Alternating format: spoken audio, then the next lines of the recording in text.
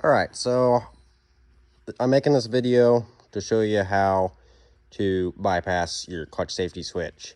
There are plenty of videos out there for the 1987 through 1997 F-250s and F-350s, and it would include F-150s as well from 1987 to 1996. The 1997s, of course, were different as well as the light-duty F-250s.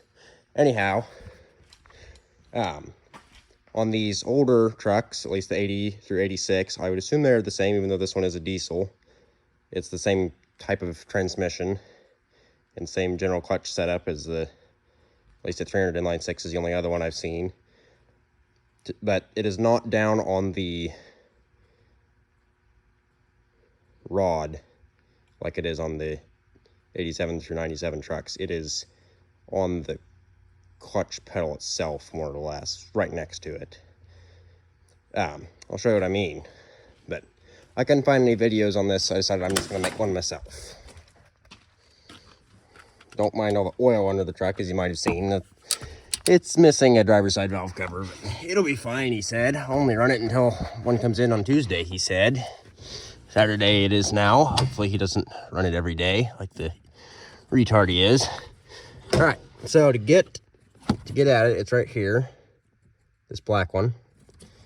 You want to stick your hand behind there, and on my truck at least, there's this wiring harness kind of in the way.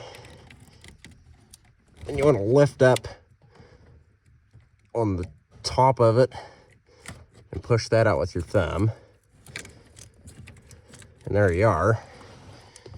Now all you need is some nature of jumper wire to go from here to there, or you could get a mini fuse, which I might do.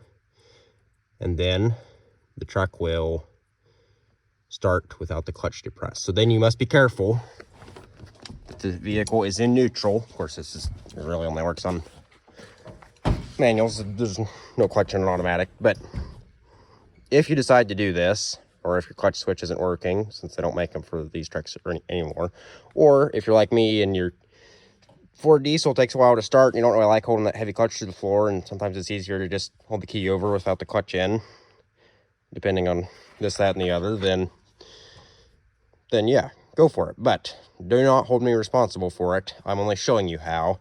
Just because you did it and you ran somebody over, something bad happened, that doesn't make it my fault. You chose to do this. So I'm just showing you. I'm not responsible for what you do and the outcome of what you do.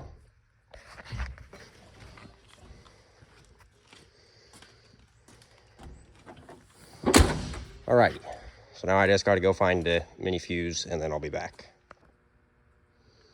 Alright, so I wound up finding some of the full-size fuses I had in my wiring bag back in there. But anyhow, it looks like it'll still work. I'll just have to wrap it up in electrical tape so that the edges sticking out don't bump nothing and make sparks fly and blow fuses or whatever would happen. So all you got to do is take your connector. I'm sorry that you probably aren't going to be able to see it very good, but just jam it in there like so. It's a 15 amp fuse. I figure that'll be big enough. If it's not, then I'll put something bigger in, but I can't see how it would take more draw than that. It's just a switch bypass. So then you want to take the electrical tape, if you have any, which is nice. I have electrical tape, but yeah. And wrap it all up, and then I'm gonna also tie it up so that it doesn't get ripped off somehow, you know, if it got between the clutch and the switch and wound up messing stuff up, you know. Well, the switch up here. Don't want anything to get messed up, so I'm just gonna tape it out of the way. But I feel like that explains itself from this point on, and best of luck to you. However, before send off, maybe we should see if it works.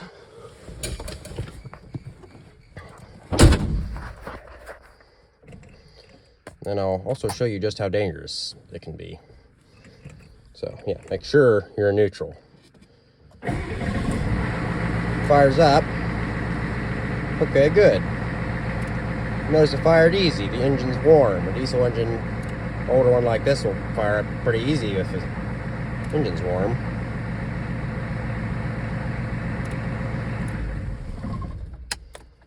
Now, kids, don't try this at home. You got to make sure that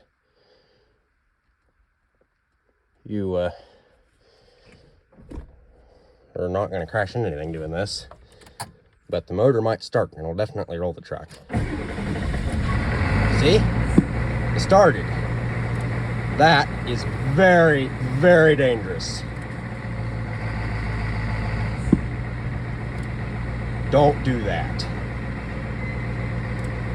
You'll just get yourself hurt, or others hurt, or possibly worse. And you'll darn sure mess up your truck.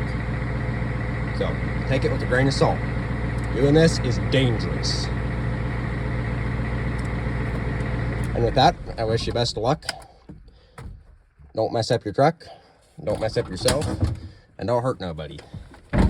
Have a nice day.